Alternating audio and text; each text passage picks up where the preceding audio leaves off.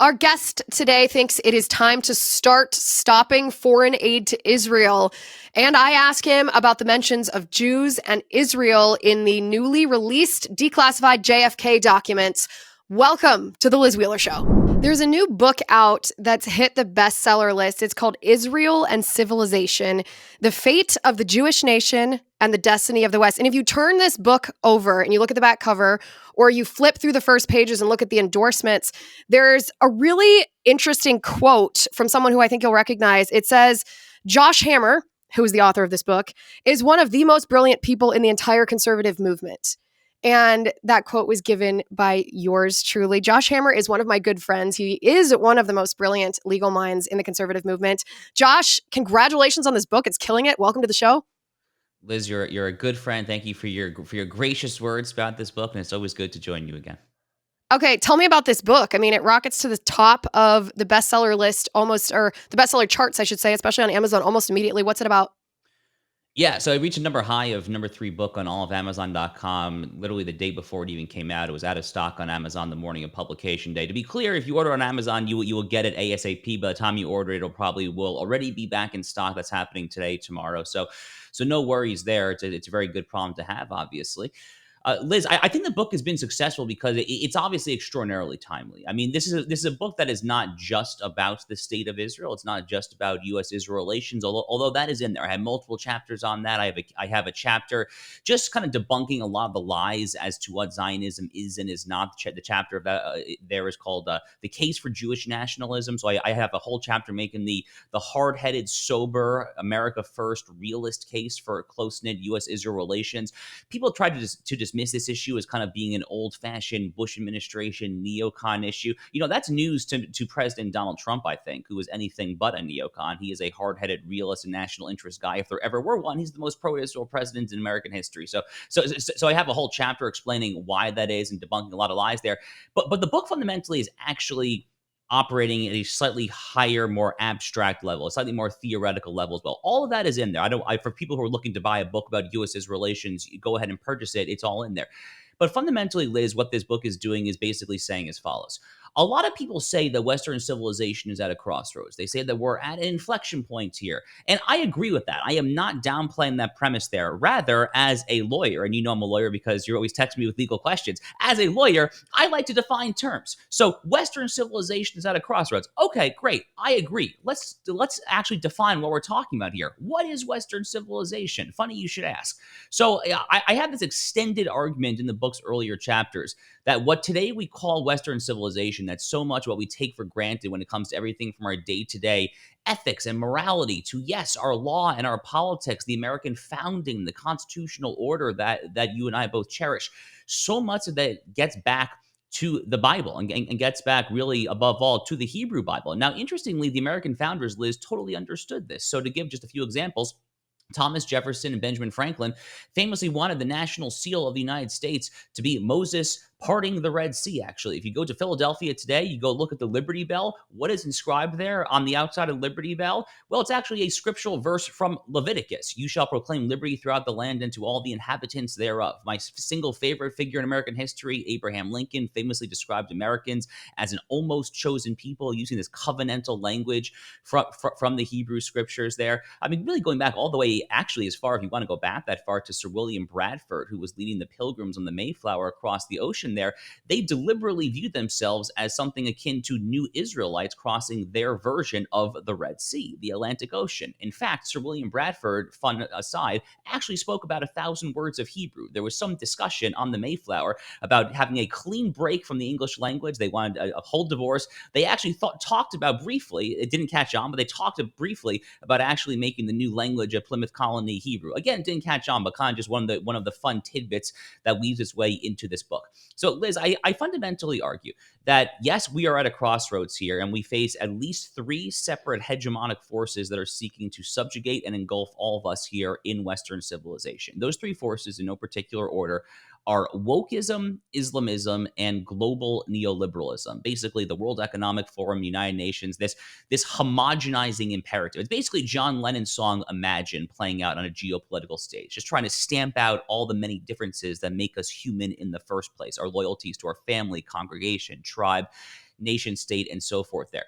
And Jews and Christians face the exact same threats because we have the same biblical inheritance there. And what the book is fundamentally calling, in its core, what it's really calling to do is for Jews and Christians alike to engage in a biblical restoration project, to lock arms and to stand shoulder to shoulder like never before. Because yes, we are at a crossroads, but in order to have the spine, the courage, and the fortitude, in order to stand and actually turn back the tide against these very real threats that we both face there, we have to, one, be unified, and two, arguably even more important than that, we have to stand for something. Liz, you and I have spoken about this in the past. Values neutrality is never an option. If you're at a crossroads there and you're trying to push back against these terrible opposing forces, you have to actually project a vision. You have to actually put forward a way of life and an actual concrete kind of comprehensive worldview. What is that worldview? Well, that worldview is what built Western civilization in the first place. That's the Bible. That's basically the argument in Israel and civilization. Are you being lied to? Wall Street insists that the only way to have enough money to retire is to put your life savings into a 401k or an IRA and then just roll the dice with it in the Wall Street casino. But if that were true, then why do studies show that the average American following that advice will outlive their savings by a staggering 10 years? It's time to get the truth and discover a better way to grow and protect your money. Bank on Yourself is the proven retirement plan alternative that banks and Wall Street desperately hope you never hear about. It gives you guaranteed, predictable growth and retirement income. With Bank on Yourself, your plan doesn't go backward when the markets tumble. Your principal and growth are locked in. I'm talking tax-free retirement income. You'll know your tax rate in retirement.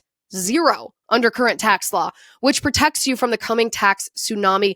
You are in control, most importantly of all. You get access to your money for emergencies, for opportunities with no questions asked. There are no government penalties or restrictions on how much you can take or when you can take it. And when you use your money, it keeps growing like you never touched it. Try doing that with a 401k or an IRA. You can't. You can, however, get a free report that reveals how you can bank on yourself and enjoy tax-free retirement income, guaranteed growth, and control of your money. Just go to bankonyourself.com/Liz. That's bankonyourself.com/Liz. bankonyourself.com/Liz. Yeah, and I think in the 1990s and 2000s here in the United States, the Democrats would often label Republicans as the party of no. And they were trying to do this as an insult, saying Republicans were just obstructionists. You're not presenting any new ideas. And people like you and I actually found that to be a wake-up call because it was true. The modern Republican Party wasn't actually trying to present a vision for what we wanted civilization to be. We were just saying no to things that we very validly didn't want civilization to be. And then secondly, from people who watch the show know that I'm not only Christian, I'm a practicing Catholic. I mean, Catholics believe that we as Christians are grafted onto the Jewish tree, right? The tradition of our religion comes from the Jewish religion, right? Jesus was a Jew. He is the fulfillment of the Jewish covenant. That's what Catholics believe here. All this contention that exists right now, especially among the right, actually, about the role of America and Israel. Should we be allied with Israel to the extent that we are? Should we be giving the amount of foreign aid? I would love to hear your take first on the America first argument for being an ally to Israel, because I do agree with the criticism of how much money from U.S. taxpayers is given even to our allies around the world. And I do agree that we need to be America first and not do this neoliberal, whatever you want to call it, this sort of like globalization, U.S. aid viewpoint, even with countries that we may agree with. So I would love to hear your response to that. Sure. So I actually have a whole shorter section in the book calling for the mid to long-term phasing out of U.S. foreign aid to Israel. I happen to not be a big fan of foreign aid in general. I think that foreign aid to Israel, while it is very important right now, as you and I are talking in the midst of a very hot war, I am not saying cut the spigot off tomorrow. I would like to see a plan to phase this out. I think it's worth noting that when this decennial every 10-year aid package from the United States to Israel gets brought up for reauthorization, its strongest champions are people like Barack Obama on the one hand, and then Lindsey Graham on the other hand. Lindsey Graham, someone who was essentially bought and paid for by defense contractors. And the reason for that is that the people who benefit from this are defense contractors. It's basically a crony capitalist slush fund given by U.S. taxpayers to Boeing and Northrop Grumman, because it's not money just given to Israel. It comes with massive strings attached. They basically have to purchase it back here, primarily to weapons manufacturers, to defense contractors, to people or companies like Boeing and Northrop Grumman. So it's not ultimately a great deal for American taxpayers. Now, Israel's interest, I think, in winding down the aid deal is probably even more compelling than that, which is that this notion that you give any other country, even a close ally like the United States, the ability to basically cut off the spigot whenever they want to there. What you're doing is that you're emboldening the enemies of the Jewish people, the enemies of the West, people like Barack Obama and Joe Biden, who in the middle of a hot war can basically wag their big ugly finger and say, unless you do the following XYZ things, unless you're willing to have us micromanage your war street by street, urban district by urban district, you can't go there, you got to go there. Unless and until you do that there, we're going to cut off the aid. The long-term effect of this is that it actually undermines Zionism itself. Frankly, the entire purpose of the modern state of Israel, that the Jewish people shall have their own self-determination in the Jewish people's ancestral homeland, is actually, I argue, undermined by this mid to long-term aid package. So Israel really needs to do a better job of getting independent there, and that actually is in the book as well. More generally speaking, Liz, here is the very hard-headed, sober, realist case for U.S.-Israel relations. I think this is one of the most important chapters of the book. It's chapter 7. Basically, I am a realist. I've been criticizing neoconservatives for longer than most people know what the term neoconservative means. I've been a foreign policy realist for essentially my entire adult life. And as a foreign policy realist, I look at each and every conflict around the world and each and every part of the world, and I say, what is in the U.S. national interest? And then based on my question to number one, the second follow-up question is, okay, based on that, what, if anything, should the U.S. do in this particular arena? Now, I view China as by far America's number one biggest threat this century. It's not even a close call. It's genuinely not even a close call. And as someone who believes that America has a duty, an obligation to focus disproportionately on China, I agree with calls to send larger shares than we currently have of our resources, especially military resources, to the Indo-Pacific, especially as the Taiwan threat heats up. The relevant question for grand strategists, for diplomats, for policymakers is the following. How can we do what I just said to actually then shift resources to the Indo-Pacific while safeguarding our very real interests in the Middle East? And of course, we have very real interests in the Middle East. For instance, as Donald Trump put on Truth Social a couple weekends ago there, when he announced his picking up arms again against the Houthis in Yemen there, something like 10 to 20% of global trade flows through the Red Sea alone there. I mean, the notion that there are 21st century Muslim pirates holding that sea hostage is a disaster. I mean, Americans are going to feel that when it comes to their basic goods there. When trade on the high seas goes down, when free movement goes down there, ultimately Americans will feel it in the prices. Obviously, we have a compelling reason to care about radical Islam as well. I mean, the Bourbon Street massacre that happened 2.5 months ago, the media has totally forgotten about that there. That was just the latest act, of course, of radical Islamic terrorism. So the answer to this conundrum as to how America can better focus on the Indo-Pacific while then securing its interest in the Middle East is actually very simple. There's a very simple, straightforward answer.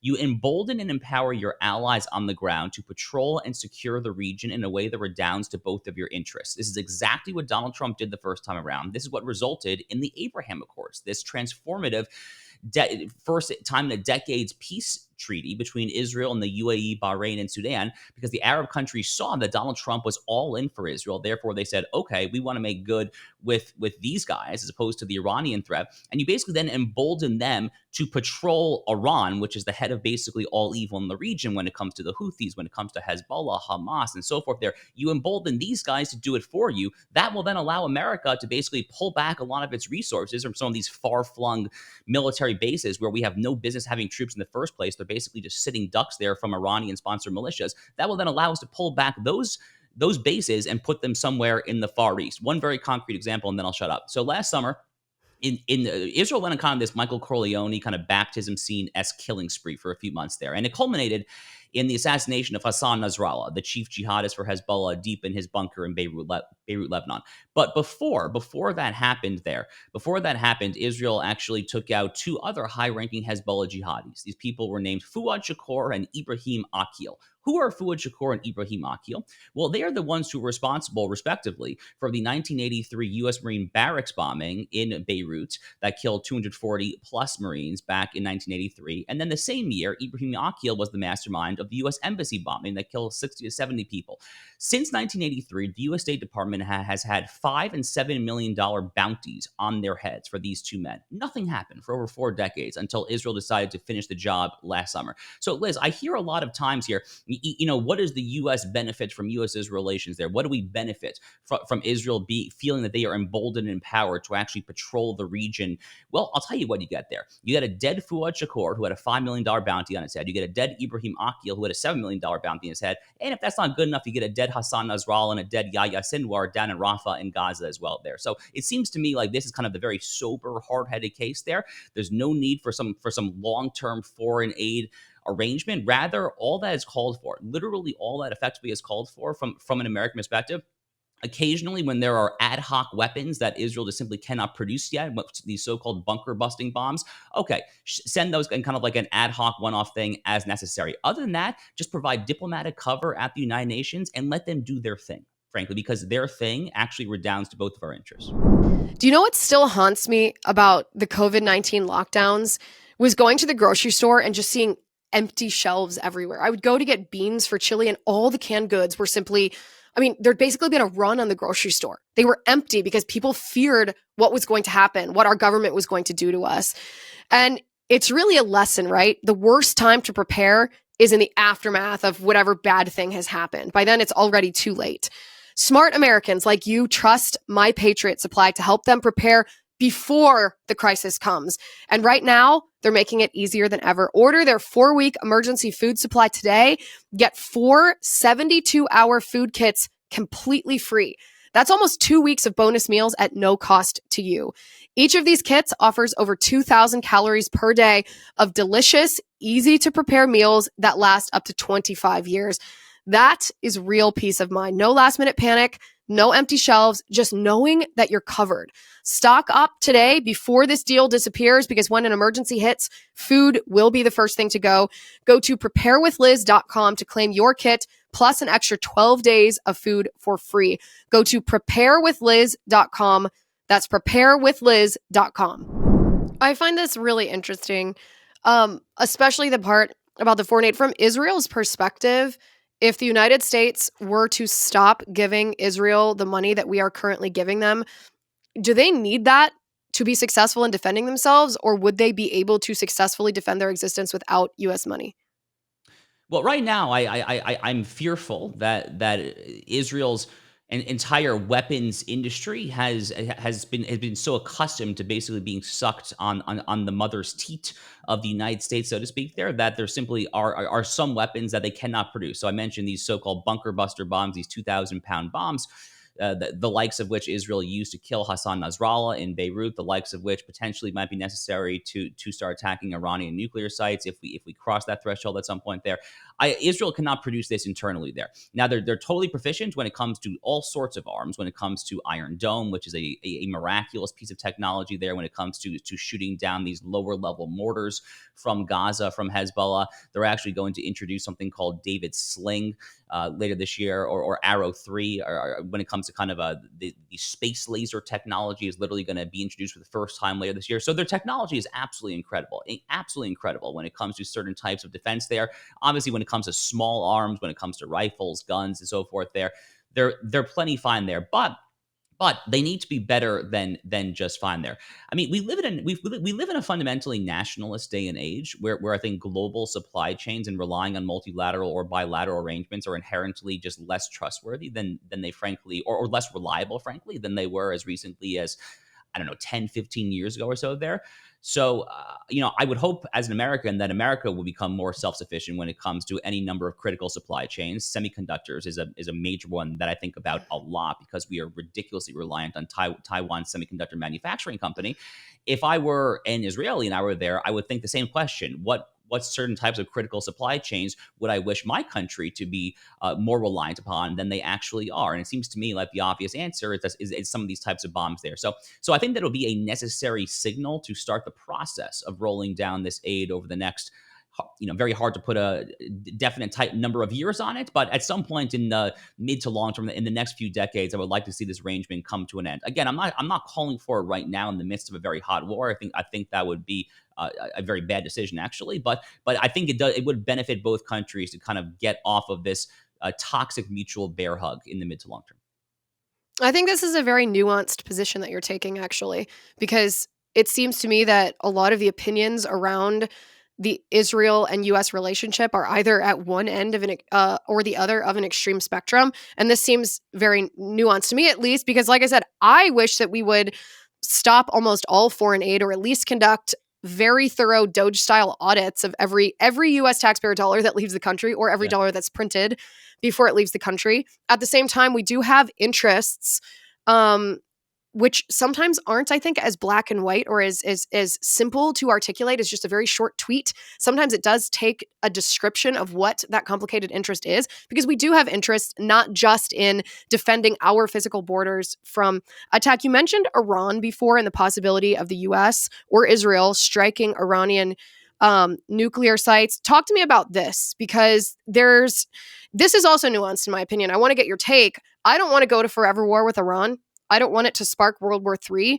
At the same time, you can't ignore the fact that Iran wants to wipe not just Israel off the face of the earth, so they have expressed that, but they also want to wipe the United States off the face of the earth. What is the proper America first foreign policy or military action against a threat like Iran without drawing us into a forever war or, God forbid, World War III? All right, so let me begin with an anecdote. So, Liz, you and I, among other things that we share, we both do some speeches through a wonderful group called YAF, Young America's Foundation. I actually just got back from California this weekend, where I was out there speaking at the Reagan Ranch Center in Santa Barbara. But last summer, I was doing different speeches for them at a conference in Washington, D.C. for college leaders. And I was speaking on this issue, on U.S.'s relations, Middle East, all this stuff. And I see this guy in the back who was dressed a little quirkier than others. So he clearly was foreign of some sort. And he was vigorously nodding along. I was like, I was thinking during my speech, okay, what's this guy's deal? So he approaches me after my talk there. And he's like, so grateful. Like, thank you so much for talking on this topic. Turned out this guy grew up in Tehran. He spent the first 16, 17 years of his life from Tehran. He is Persian. And what he told me is that in their equivalent of public schools, I don't know exactly how their education system works, but if the schools where most people go, I guess let's put it that way there, their version of the Pledge of Allegiance. So here in the United States, I pledge allegiance to the flag and so forth. Their version is something along the following lines. All the students are indoctrinated to basically say every day of their school careers, I solemnly swear to do all that I can to destroy the little Satan of Israel and the great Satan of America. They actually believe this. Like they genuinely, in their heart of hearts, believe this. So just to give one very concrete example, there's a million examples I could give. I mentioned a few minutes ago about how I do think that America should sooner rather than later start to retrench some of these far-flung bases in the Middle East and start to redeploy them to the Indo-Pacific to deal with the China threat. That is the number one threat. Well, tragically, we saw last January at the military base called Tower 22 in the extreme part of Jordan near the tri-border with Syria and Iraq. We saw what happens here in this instance there, where 3 American soldiers tragically were killed because President Joe Biden refused to do anything about these Iran-funded militias that were just constantly firing on our troops after October 7th there. But again, who was actually directing these orders? Well, it's obviously Iran. And by the way, who was the guy, or who was the group that actually took out the Iranian, the IRGC, Islamic Revolutionary Guard Corps commander that actually called the shot there to kill our troops there? Oh yeah, that's right. It was Israel. When they took him out in Damascus, Syria last April, the international media said it was an act of war because it was like this faux diplomatic annex to the actual embassy. It was this whole kind of tempest in the teapot last April. That we are pretty sure, based on our intelligence, that was the guy who actually called the shot to kill our American troops. Anyway, so the point is that the Iranian regime actually believes this, and they've proven for decades and decades that they will act on it, literally going back to the initial hostage crisis that launched the mullahs into power in the first place, where Americans were taken hostage during the Jimmy Carter presidency, ultimately culminating in the election of Ronald Reagan. So at some point, Liz, this regime has to go. It just has to go. It really is the root of virtually all evil in the region. It happens to be a bad mismatch for the Persian Iranian people there, who are actually not nearly as indoctrinated down the rabbit hole of Sharia supremacism and jihadist ideology there. And there have, over the course of years, been pockets of kind of grassroots sentiments. There was the Green Revolution back in 2009 under Barack Obama and so forth there. Now, having said that, because I'm a foreign policy realist, I have never once in my entire life said that the United States should take direct military action to start calling in the 101st Airborne to start dropping bombs on the Ayatollah. I've never once called for that. It's not my stance there. My stance is basically the following. I think that the United States should adopt something very closely approximating the maximum pressure campaign that the Trump administration adopted during the first Trump administration, working hand in glove with the Department of State and Mike Pompeo and so forth there, to basically put crippling sanctions and essentially trying to bankrupt these guys. So to actually get some grassroots people there to actually do what the people in Syria did, and I'm not saying that people in power in Syria are good right now. They are not. But at some point, people in Iran, you want them to topple this regime essentially of their own accord. Ideally, that would come partially by bankrupting the mullahs in power there. And then the military component, if this indeed becomes necessary, and literally just last night, Pete Hegseth doubled down, or tripled down really, by saying that he could not have possibly made it clear that it is U.S. policy that Iran will not get a nuclear weapon. So if we really do get to the ultimate brink, and the Trump administration seems pretty clear that there is a military component that must be considered there if this really has to happen there, it is my opinion that Israel is largely capable of fulfilling this on its own there. The most that they would possibly need in order to achieve this would be, again, some of these so-called bunker buster bombs, which the U.S. has been giving to Israel a lot since October 7th anyway there. I'm not an expert when it comes to the exact level of tactical weaponry that will be needed to execute this mission. I'll leave that to the planners. But you basically have to make sure they have the relevant number of bombs to fulfill the goals that were down to both our interests there. And maybe you might need some planes for mid-air fueling support if they're flying over Iraq or Saudi airspace, whatever there. I'm not even sure, frankly, that you need that, actually, because Israel actually did prove a few months ago that they are capable of bombing inside the heart of Iran. That was in October, after Iran sent these 180 missile barrage there. So actually, I'm really not even sure that is necessary. Beyond that, all that's necessary from an American perspective is basically diplomatic support at the United Nations, things like that. The playbook that our government used on us during COVID when it comes to ivermectin is not an isolated incident that we experienced during COVID. The reason that public health officials, doctors, pharmacists, politicians told us ivermectin is a horse drug, a cow drug, don't take it for COVID-19. The reason they told us that is because had they allowed us to take ivermectin, they would not have secured their emergency use authorization for their COVID-19 mRNA jab. So they knew what they were doing. They were lying to us in order to profit themselves. They did it once, they will do it again. But I refuse to allow myself and my family to be in a situation where we don't have the resources, we don't have the medication that we need or we want when we need it. That's why I am proud to partner with All Family Pharmacy. They offer over 200 different medications and bundled emergency packages directly to you to ensure that you are ready for anything. At the heart of this effort is the Make America Healthy Again movement. It's a call to take control of your health, prepare for the unexpected. Don't leave your family's medical decisions in the hands of Fauci. And if you find yourself in a pinch, if you're not as prepared as you'd like to be, it's okay. All Family Pharmacy has you covered with overnight delivery. Go check them out. Go to allfamilypharmacy.com/Liz. Because you're part of this movement, use code Liz10 at checkout for an exclusive discount. That's allfamilypharmacy.com/Liz, code Liz10. allfamilypharmacy.com/Liz, code Liz10. Yeah, what's interesting is, and this is why I find these conversations with you fascinating, because when you start out talking about, we can't let Iran have a nuclear weapon, this is going to, or else, they're going to try to use it not only against Israel, but against the United States. The live chat will start blowing up being like, oh, John Bolton, Lindsey Graham, war with Iran. No, don't be a neocon. And then you bring it around to the fact that actually a very small and targeted amount of U.S. support for Israel allows U.S. interests to be achieved in the Middle East, that interest being Iran not attacking us without ever putting U.S. boots on the ground, which is what I can speak for myself here. I think I'm also speaking for a lot of people that are listening and watching the show right now.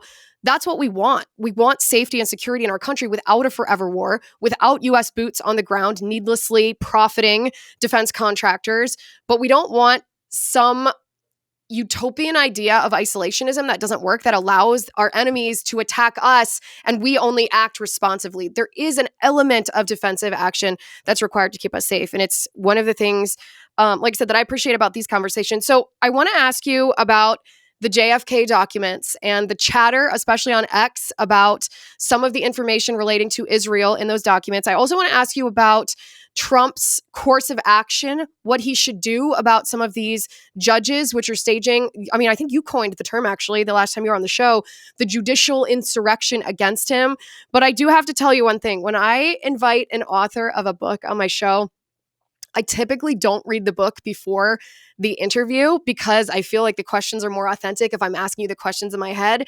And it's also a good test to me of whether I think at the end the book will be worth my time reading or not. I don't always reveal to the author whether they made the case in a good way or a bad way, whether I'm going to read the book, but I will tell you I am going to read your book now. Even though I know a lot of these things, very interesting. Highly recommend you guys. You can find this wherever books are sold. Israel and Civilization, The Fate of the Jewish Nation and the Destiny of the West. And I think it just helps untangle some of the new chaos that exists, especially on the right when it comes to Israel and the United States. So highly recommend that you go get that. Josh, let me ask you, the JFK documents were dropped. It's essentially exactly what I predicted. I knew this wasn't going to be like a whodunit novel where you just like open these documents and the CIA has written a diary of exactly how they assassinated JFK. That was never going to be the case. These documents have been hidden for 60 odd years. If there was anything that was going to be damning in that way, obviously it was destroyed or hidden. This is pretty much what I expected. I do think there's some interesting revelations in these documents, but not a whodunit. One of the topics related to these documents that's gotten a lot of chatter, especially on social media like X, is the fact that anything related to Israeli intelligence was directed to be redacted for a time, that there is a document related to a CIA adjacent person in the United States named James Angleton and his role in helping the Israelis steal nuclear secrets from the United States. And then there's a third document in which a US mafia member talks about having Jewish backers with money, and at whatever point we or they take care of JFK, ... Interested in your take on this, and I'm going to leave it very open-ended. Tell me what you think. I barely touched the story because I don't frankly care about it. You're kidding. I genuinely don't. I assumed that there would not be a whole lot in the way of revelation here. I say that as someone who formerly lived in Dallas, Texas, and has actually been to the very site where JFK was assassinated from. But I just have such low expectations, especially after the Epstein files botch, and sure enough, it seems like I was confirmed that there really was nothing big in the way here. I saw a lot of high-profile anti-Semitic accounts trying to make it seem like JFK was assassinated on the Jews' behalf. I mean, this is one of the most ludicrous things I've probably ever seen on social media, and I've seen a lot of ludicrous things on social media. RFK was literally assassinated, not JFK. RFK was literally assassinated by a Palestinian Arab jihadist who was trying to take out vengeance on the Kennedy family for being such a robustly pro-Israel, pro-Jewish family. By the way, not everyone in the Kennedy family was like that. Actually, it was JFK's father back in Boston in the early part of the 20th century, who was infamously anti-Semitic, and in fact, JFK's oldest brother, who was killed during World War II, and in his private diaries was actually known to speak quite positively in many ways of Nazism and Hitler, even though he put on the military uniform for the United States. So not all the people in the Kennedy family were known to hold these views, but JFK and RFK, two of them were really just absolutely just no questions asked here. And JFK was all in for U.S.-Israel relations. You know, back then around this time, it was actually really the Democratic Party prior to the Six-Day War of 1967 that was really kind of more robustly in favor of U.S.-Israel relations. President Eisenhower, for instance, during the 1950s was not exactly known to be a stalwart supporter of this relationship. So the notion that there was some Israeli or Jewish connection, I mean, it's so stupid that I'm not going to dignify it with a serious response, because it's literally being peddled by some of the most disgusting anti-Semites I've ever seen on all of social media there. It's just utterly ludicrous. Personally, I will tell you, I've always been most sympathetic to the idea that the mafia largely was the one who took out John Kennedy. I'm not even sure that counts, frankly, as a conspiracy theory, because it seems just just to make a lot of sense to me, frankly. There, so I've always been sympathetic to that. And look, I like playing kind of conspiracy theory game the same way as anyone else there. But the people that I saw, at least on X, who were trying to kind of go with a fine tooth comb and try to find some Jewish or Israeli connection, are typically kind of Stu Peters types, anti-Semites, who I really don't want to dignify here. What RFK Jr. is accomplishing at HHS is amazing in just 2 months since the Trump administration has taken office. And it's just the beginning. Join the movement. Join Maha and go buy some masa. Masa chips is what I'm talking about. You guys know that my weakness is chips and salsa. I might be a health nut, but man, put chips and salsa in front of me and all that goes out the window, as JD Vance might do. Masa chips, I feel guilt-free indulging because they are free of seed oils. Masa only has 3 ingredients: organic nixtamalized corn, grass-fed and finished beef tallow, and Redmond's sea salt. No seed oils, pesticides, or any fake ingredients or toxins.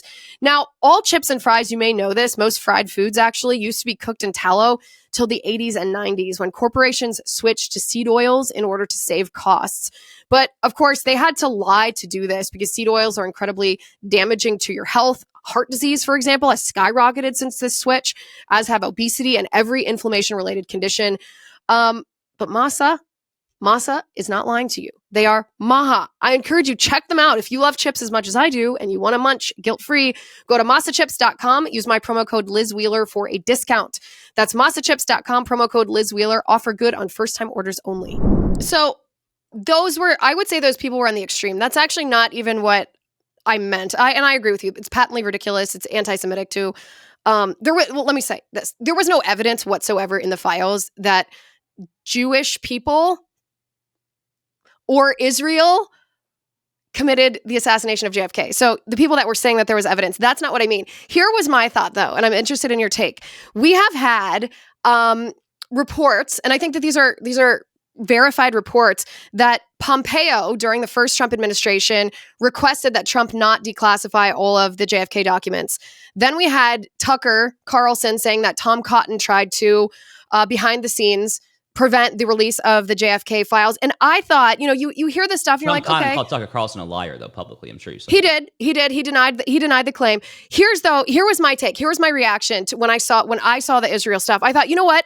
It makes sense contextually. If you go back to 2017, when Trump said he wasn't going to declassify all the documents, he didn't say that he was going to not declassify them because it would harm our national security, which is what presidents usually say when they want to hide stuff. He also didn't say that it was out of privacy for people who are still alive associated. He actually very specifically said because of the impact it would have on our foreign policy. And I think I maybe overlooked that phrase at the time because, who knew what was in the files? But knowing that there are those phrases or snippets about Angleton or the comments about the mafia, the Jewish mafia, it actually makes sense to me that people like Pompeo and Tom Cotton would maybe, if they did, I know that at least Tom Cotton denies this. I don't know if Pompeo has denied it or not. That they might request that these files not be released because it might impact Israel, might not want that out there simply because the exact reason you mentioned, because there are people on X who deliberately take it out of context to create wild conspiracy theories. Liz, I know a lot of Israelis. I literally cannot think of a single one who gives the smallest crap in the world about who assassinated JFK. I guarantee you this is like the furthest thing that they are thinking about right now. Benjamin Netanyahu is not thinking about Donald Trump releasing the JFK files. He's thinking about getting the hostages home, about defeating Hamas and preventing a nuclear Iran. He is not thinking about kind of American, was it the mafia? Was it Lee Harvey Oswald? This, that kind of who done it. It's literally the furthest thing from their mind, and they don't really give a crap, to be honest with you. I feel pretty confident saying that. Here is the extent to which there is probably literally any quote unquote Jewish involvement here. Again, I just told you I happen to be a proponent that it was that if there is any kind of a rabbit hole to go down here, then it's probably the mafia angle. I've thought that for a very long time. And the reason is very straightforward, is that the Kennedy's father, who was an anti-Semite from the early 20th century, was a known bootlegger who got extremely wealthy during Prohibition from bootlegging alcohol with a lot of help of the early form of the 20th century La Cosa Nostra and the Sicilian mafia there. JFK and RFK, in turn, start to turn on the mafia and prosecute them extremely hard, including RFK. Now, at this time, you have to remember that arguably the second most prominent organized crime syndicate in the country was the Jewish mafia at this time. It was colloquially referred to as the kosher Nostra, not La Cosa Nostra. I know this because among my many interests in life, I'm actually kind of not obsessed, but I'm deeply interested in the history of organized crime in America. The Godfather Part 2 is my favorite movie of all time. The Godfather 1 is my second favorite movie of all time. There have been books written on this topic that I have pored over ever since I was in high school there. And if you go back to the 1960s, the time that this all went down there, some of the leading Sicilian mafia, La Cosa Nostra gangsters in America were people like Lucky Luciano. He would be one example there. He was, of course, a very close partner of a Jewish gangster named Meyer Lansky. Meyer Lansky was portrayed in The Godfather Part 2, of course. That's Lee Strasberg's figure. Anyway, the point is, around this time, the two prominent mafias converged in certain ways, and many of them actually ended up working hand in hand with each other. Meyer Lansky and Lucky Luciano being the most prominent example there. To the extent that the mafia was involved, maybe there were Jewish gangsters who wanted him dead. But I mean, guess what? I mean, gangsters of any sorts want people dead. That's kind of why they're gangsters in the first place, honestly. Yeah, that's essentially my read, by the way, of the document that says we have Jewish backers. Was that, I mean, we don't know this for a verifiable fact, but probably talking about Jewish mafia, not some controlling thing from the state of Israel. Exactly. And again, just to clarify, I think there's no evidence whatsoever, not even the breath of evidence that this was the Jews or Israel that killed JFK. But my point again was I could understand. You're denying this and saying people don't care. Maybe you're right, but I could understand from a foreign policy standpoint that Jews around the world don't want to face anti-Semitic attacks, which are on the rise around the world, and don't want things released necessarily that would fuel that. I'm not saying I agree with that. I'm more of a free speech absolutist, but I could understand. If someone felt that way, though that would not be my policy. Let me ask you about the Trump stuff. We talked about this, I think, 2 weeks ago on the show.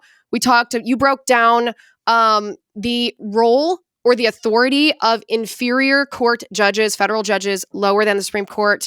You made a very strong case that inferior court judges have zero authority to issue nationwide injunctions. Therefore, these nationwide injunctions they're issuing against Trump are essentially delegitimate. It has become clear to me, more so even than when we spoke the last time about this, that this is the resistance. You know, we wondered, are they going to take to the streets? Are they going to be violent? Is it going to be Black Lives Matter all over again? Is it going to be Antifa and autonomous zones? Is it going to be impeachments, lawfare, mainstream media smears, assassination attempts? What are they going to do? Because they're not just going to accept that Trump won. They're going to do something.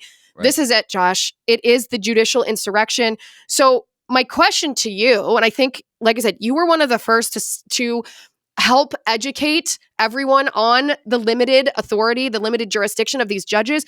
But what is the strategy for Trump going forward? Because if he just does what some of the establishment Republicans are saying, well, if you think that the judge ruled wrongly, you file an appeal. This is the remedy. This is the recourse.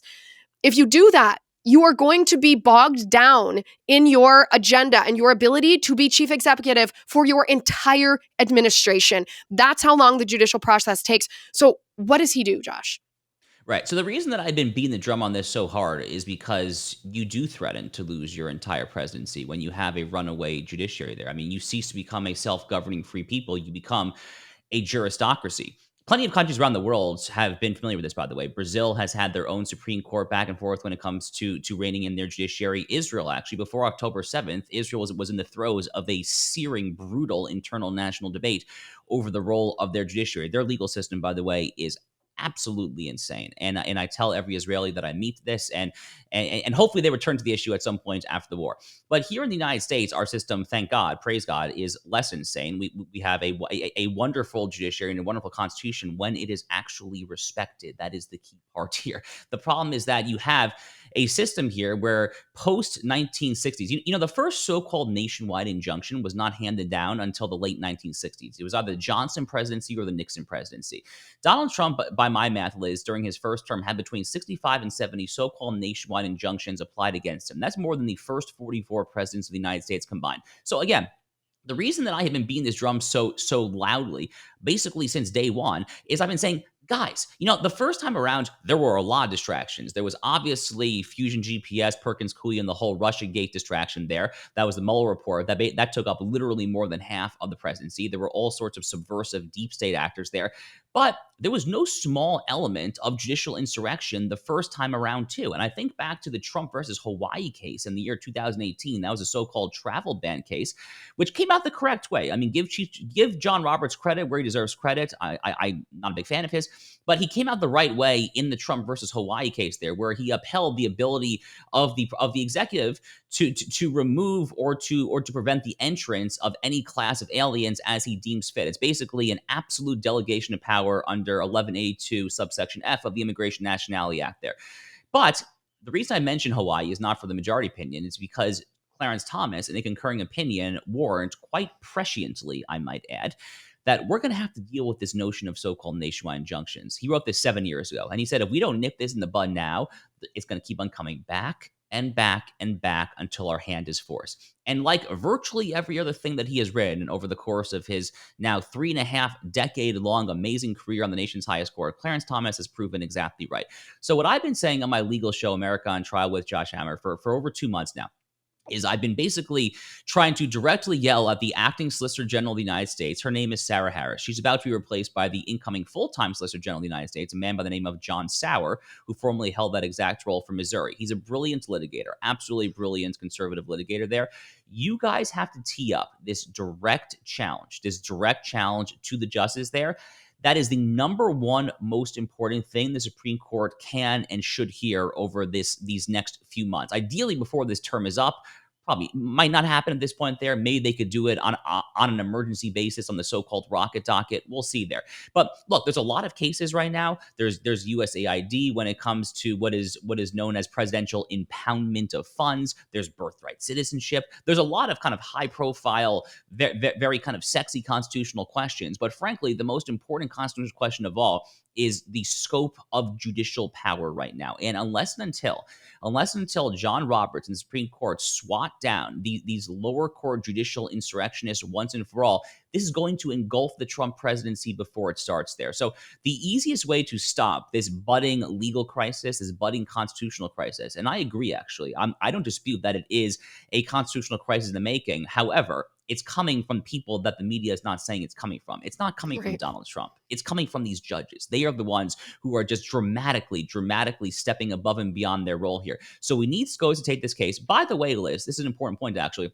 If Congress wanted tomorrow to abolish nationwide injunctions, they can do that by snapping their fingers. Congress has plenary authority to regulate whatever remedies federal courts want to use. They could literally pass a simple bill in the House Judiciary Committee and Senate Judiciary Committee saying that a federal district court judge does not have the injunctive ability to bind anyone either outside of the parties to the suit or at least at a bare minimum outside of your geographical jurisdiction. If like a district court judge in Florida, Maine, whatever the state may be there, Congress could easily do that. Heck, pass that law, attach it to a must-pass piece of legislation, one of these appropriations bills. I mean, there's all sorts of kind of creative ways to do this. There's all sorts of other remedies as well. I actually saw Ron DeSantis, our governor here in Florida, tweet the other day about how Congress should strip jurisdiction from these federal judges. Jurisdiction stripping legislation happens to be one of my favorite remedies going back to my law school days. Congress could easily put into law that these judges shall not be able to hear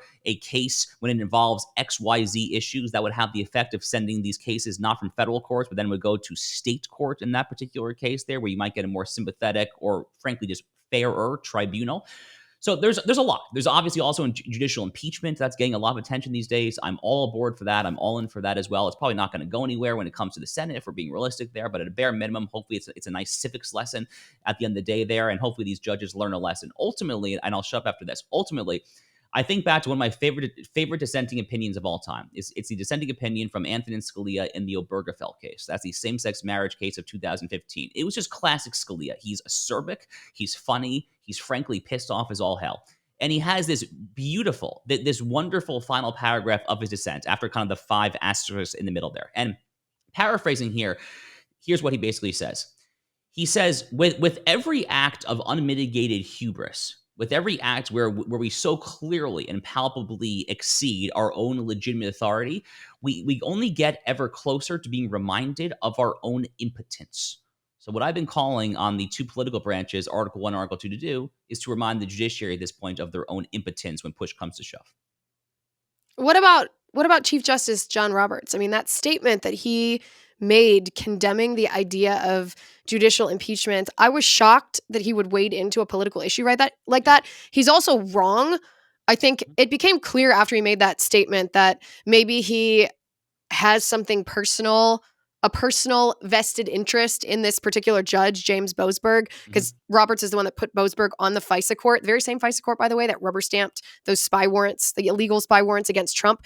But I'm interested in your take on that, but not just in the way of reacting like we were all shocked to hear Roberts say that, but also if a Trump administration solicitor general does bring this before the Supreme Court, do we actually have an expectation that the Supreme Court would stop these inferior courts from issuing the nationwide injunctions?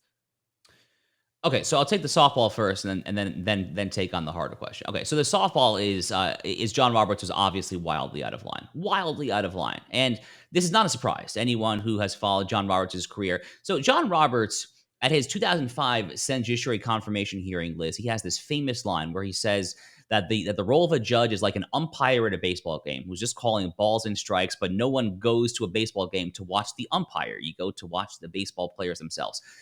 The problem is that John Roberts' entire career has been one giant example of how not to do this, going back at least as far as the Obamacare case in 2012, where it has been well known for a very long time that he initially was going to strike down the individual mandate. Then he decided to try to throw a breadcrumb to both sides by rewriting it as a tax. So the Commerce Clause doesn't go this far there.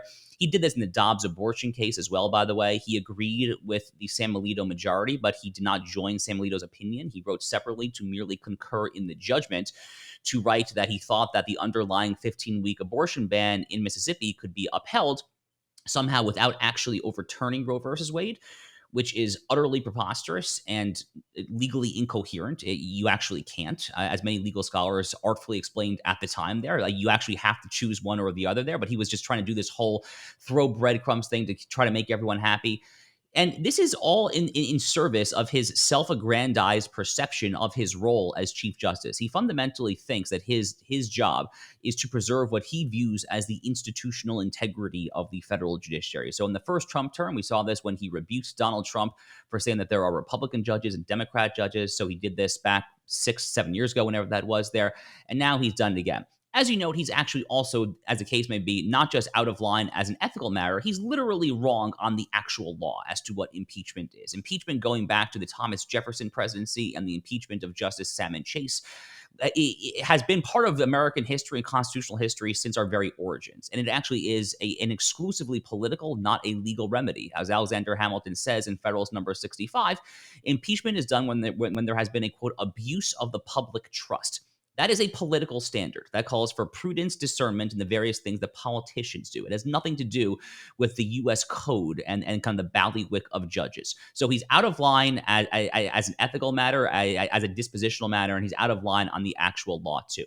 Okay, so on the question, the harder question, with that softball out of the way, are there 5 votes to overturn so-called nationwide injunctions? And I cautiously predict that the answer is yes, because we're not dealing here with kind of a high-profile, quote-unquote, culture war case. We're not dealing with affirmative action or abortion, guns, although I do know that literally in all 3 of those cases, affirmative action, abortion, and guns, the court actually has come out the right way in recent years, whether it's a Dobbs case abortion, the Bruen case on guns, or the affirmative action case in Students for Fair Admission. So even on some of these cases, some of them, they come out the right way there. Now, every so often, again, there is a different culture war case where a Republican-nominated justice goes wobbly. Neil Gorsuch did in the Bostock case, the transgender case back in 2020. So there definitely are some potential red flags, and Amy Coney Barrett is rapidly trending in a very troubling direction here. But we're dealing here with such a fundamental structural separation of powers issue here. We're essentially dealing with a question, again, if the Trump Solicitor General's office can tee it up cleanly, then we're dealing with a question as to whether or not the judiciary is the supreme branch of government. That is essentially the question there. I mean, this gets back, I think, to why these guys went to law school in the first place. I mean, they understand the limited role of judges in our separation of powers construct there. I am cautiously optimistic that they would rule the correct way there. Ideally, the way this plays out in practice, again, as I mentioned earlier, Congress could just abolish it tomorrow. Congress could literally legislate this. I won't name names. I was texting with a congressman about this over this past weekend. I was like, why don't you just propose this bill? I mean, Congress could literally do this if they so chose, but push comes to shove, I do cautiously think that the votes are there at SCOTUS if need be. Wait a second. What was the response from the member of Congress? He wasn't necessarily on board with kind of my full scale kind of burn all down, like let's abolish this. But no, but he does see the need for reform and kind of propose something of a countermeasure there. But look, when it comes to Congress, Liz, these days, this just the times we live in there. Very difficult to get this into law unless it's attached to a quote unquote must pass piece of legislation. So so good luck getting that past John Thune and the Senate parliamentarian if need be, right? So even Roberts, you think, ultimately would stop the nationwide injunctions if the Solicitor General brought it to him? I'm honestly not sure. It's possible that there will be 5 votes without him. But I'm cautiously optimistic that even Kavanaugh and Barrett would be on board with this. Roberts is the one guy who I actually don't know, because he has had rhetoric in prior opinions that are very judicial supremacist sounding to me. And by judicial supremacy, I basically mean the proposition that tragically has been part of our legal and political culture going back to an obscure 1958 case called Cooper versus Aaron, this notion that the courts are binding on everyone, which is not how that's not how it works. I mean, Abraham Lincoln famously defied the Dred Scott case. He famously issued passports to blacks in the Western territories there. Really, the way it works is that all 3 of Article 1, Article 2, and Article 3 have an obligation, a duty to interpret and apply the Constitution as pertains to all of their legitimate powers there. That's the way it actually works. Unfortunately, we've been living in this judicial supremacist garbage land for the better part of 6.5 decades now. So Roberts has alluded to that in prior opinions, and he's the one that I am most skeptical of. But even if he goes wobbly, I think there are probably 5 votes there. I think it's like the cultural Marxism that I wrote my book about in late 2023, that they have been burying these forces. You can call it wokeism, you can call it cultural Marxism, in this case, the judicial supremacy. They've been burying these seeds in our institutions and building this up for decades. And a lot of people were simply unaware that this was happening until we are now reaping the poisonous fruits. Guys, make sure you get Josh's book, Israel and Civilization, The Fate of the Jewish Nation, The Destiny of the West. I'm really interested in everyone's take on this book. So once you read it, make sure you drop your comments in the chat, email me, let Josh know on X as well what you think of the book, because it is quite something according to, the back of it. Someone on the back says Josh Hammer is one of the most brilliant people in the entire conservative movement. So you should take her word for it and get the book. Josh, thanks for being on the show. My pleasure. Thanks, Liz.